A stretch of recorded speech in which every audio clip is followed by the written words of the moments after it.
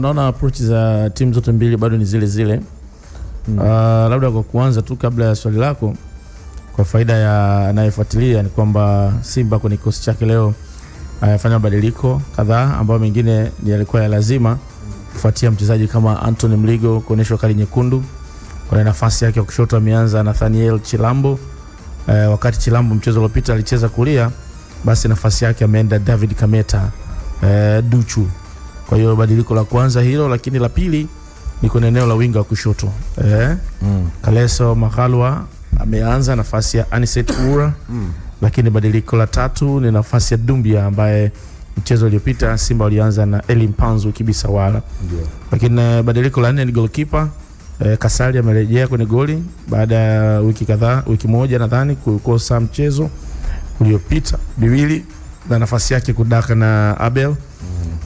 Haya yalikuwa mabadiliko, lakini kwenye eneo la mchezo Simba walikuwa na umiliki mkubwa sana wa mpira kwa sababu Coastal Union approach yake ilionekana wazi kwamba bila mpira idadi kubwa ya wachezaji wanakaa kwenye goli. Hapa ninavyozungumza naweza kupata takwimu za kipindi cha kwanza kukuambia kwamba waliweza kumiliki mpira kwa asilimia kubwa, asilimia kwa eneo la kwanza la umiliki wa mpira Simba wapiga pasi 291, Coastal 173. Unaweza kuona utofauti wa kwanza kwenye eneo la umiliki wa mpira. Asilimia 64 kwa Simba, 36 kwa Coastal. Inaongea zaidi kwamba Simba ndio ambao walikuwa na umiliki wa mchezo. Kwa hiyo Coastal wamekaa kwenye goli, wanasubiri Simba wapoteze mpira then watoke kwa kushambulia kwa kasi sana, then wanufaike na hiyo counter attack. Kwa hiyo Simba wameshindwa ku unlock defense ya Coastal kwa sababu Coastal wamekaa wengi kwenye goli, na yuko Alexander Rashmush Aidan kulia, Gabriel yuko kushoto, Ali Msangi na Robert Laurent. Ni mabeki wanne wa Coastal wakiwa na mlinda kipa Chuma Ramadhani Mgeni ambaye pia ameendelea kuwa na mechi nzuri kama alivyofanya kwenye mchezo dhidi ya Yanga. Najem Musa na Sadi Mwanza wako wawili kwenye midfield. Arafat anacheza namba 10, Kichuya winga wa kulia, Mtundo winga wa kushoto, Maabadi Maulidi anacheza striker. Kwa hiyo Kichuya na Mtundo ndio ambao wamebaki juu kusubiri hizo pasi za counter attack watoke kwa speed waishambulie Simba, pamoja wakiwa na Maabadi wanashambulia Coastal na wachezaji watatu, wawili wakiwa kwenye mapana uwanja, mmoja akiwa usawa katikati ambaye ni nahodha na striker wao tegemezi Maabadi Maulidi. Kwa hiyo Simba bado hajafanya badiliko lolote. Sasa hivi dakika ya 50 wanaendelea kushambulia lango la Coastal. Swali ambalo linabaki, je, Coastal Union wataweza kuzuia hivi kwa muda gani? Kwa sababu Simba wanawashambulia sana kwenye goli lao. Je, wanaweza kuwa na umakini mpaka dakika 90? Ndio swali ambalo limebaki kwenye mechi. Sawa, mimi ambacho najiuliza zaidi kipindi cha kwanza ambacho umekiona kwenye dakika 45, labda kuna nafasi yoyote ambayo Dumbia ameipoteza ambayo ilikuwa ni rahisi kuiconvert kwa goli kwenye kipindi cha kwanza? Dumbia kuna nafasi amepoteza kama ngapi hivi? Dumbia amekutana na nusu nafasi. Nusu nafasi? Yes. Kwa kizungu tunasema half chance. Moja amepiga, mpira umegonga mwamba wa juu. Nyingine alipiga kichwa, ametoka kwenye kona, mpira ukapaa. Ya tatu alitaka kushoot, beki akablock. Kwa hizo nafasi tatu ambazo ni nusu ndizo ambazo Dumbia amezipata kwenye mchezo wa leo.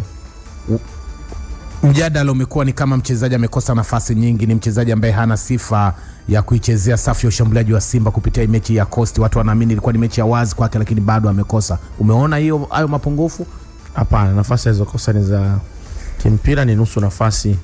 Hazikuwa zile clear chance ambazo nasema Dumbia kafanya uzembe. Ameweka juhudi lakini imeshindikana kwenda kwenye wavu kulingana na nusu nafasi. Nusu nafasi manake si nafasi ya wazi, anahitaji kuseti mpira, kutumia juhudi ya ziada kufanya mpira uende kwenye goli. Lakini sio ile nafasi ya tuseme unagusa tu afu goli. Anakosolewa kwa kuonewa namna ambavyo anakosolewa sana, au ni wanamjenga? Mashabiki unawaelewa kwa sababu wanataka kitu kizuri kutoka kwa mshambuliaji wao. CV ambayo iko nayo, mfungaji bora wa Mali, wanataka aihamishe huku kwenye klabu yao hapa Tanzania. Kwa hiyo wanavyoona afungi wanakuta wanaongea. Kwa mashabiki unawaelewa, lakini kwenye jicho la kiufundi bado haitoshi kumaliza maneno yote. Mchezo wa 4 wa ligi, what if akija kukamata baadaye. Sasa hivi naona kama na mchezo leo ni kama na confidence tofauti na mingine. Anaingia kwenye matukio, you never know, anaweza kufunga, lakini kabla striker hajaangaliwa kufunga ndio waangaliwe pia wapinzani ambao wanaweka juhudi ya kuweka block kama Coastal wanachokifanya hapa. Sio kitu rahisi sana kwa mshambuliaji kujikuta anapata nafasi nyepesi ya kujikuta anafunga tu mpira. Ndio. Na dakika 52 ya mchezo kinachoendelea sasa ni mchezaji wa Coastal Union, nadhani ni Said Mwanza. Alikuwa anatibiwa, mchezo ulisimama, na Nathaniel Chilambo wa Simba kulitokea kitendo kidogo cha kuwania mpira wakati anaokosa. Alionekana amemgusa kwenye eneo la goti. Kwa hiyo Coastal wameomba nadhani football video support, red card vipi, waone kama kuna hiyo nafasi ya kupata red card kwa Chilambo. Kwa hiyo ndo mwamuzi, lakini naona mwamuzi tayari ameonyesha kadi ya njano kwa Chilambo. Ali deserve njano.